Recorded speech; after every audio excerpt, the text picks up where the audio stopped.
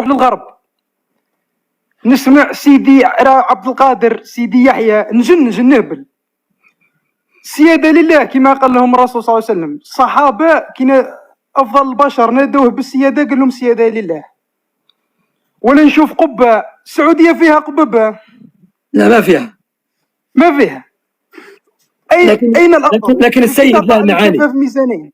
السيد له معاني، ما احنا نقول سيدنا محمد، لكن السيد له معاني صلى الله عليه وسلم عليه الصلاة والسلام، فلا معاني، ما كانش مشكل. هي ما في مشكل احتراما.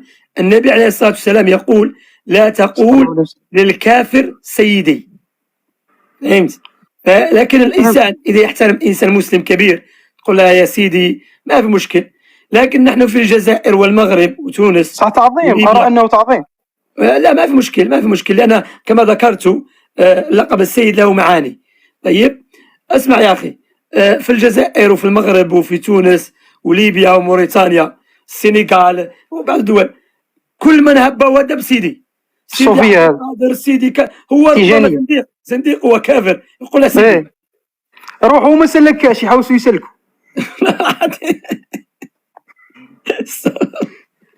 صحيح والله صحيح.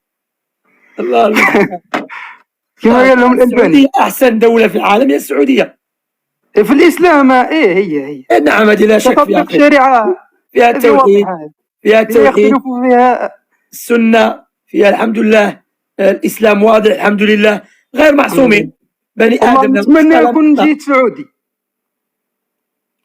والله. فهمتك سمعت. لا بني آدم المرء يتمنى أن يكون سعوديا. إيش؟ المرء يتمنى أن يكون سعوديا. الحمد لله المرء ما شاء الله. يتفك أنا نعقب على مقبرة نلقى وجا عندي القدرة نهدمها والله ندخل فيها بوكلة. والله الله أكبر ما شاء الله، جزاك الله خير على الغيرة على التوحيد أخي. هكذا لابد يكون مسلم كي يشوف الكفر بالله والشرك.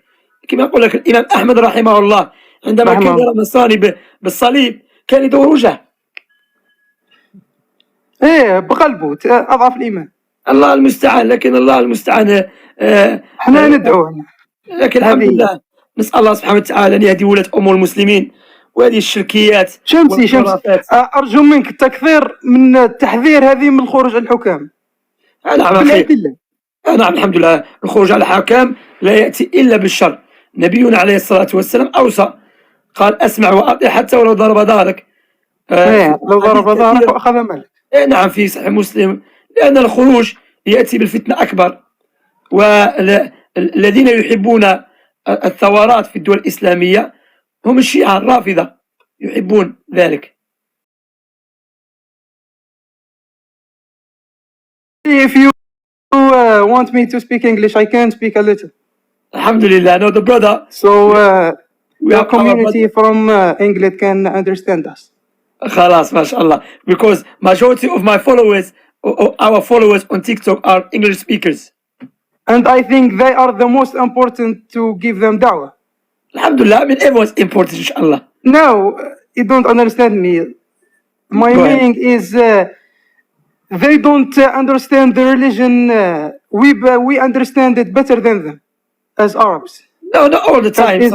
You'll be surprised, akhi. Some brothers here, like mashallah, they understand Islam better than many Sufi and Ash'ariya in the Arab country. That's because of your kind. Alhamdulillah, because of Allah first. ساعدكم الله. حياك الله حبيبي.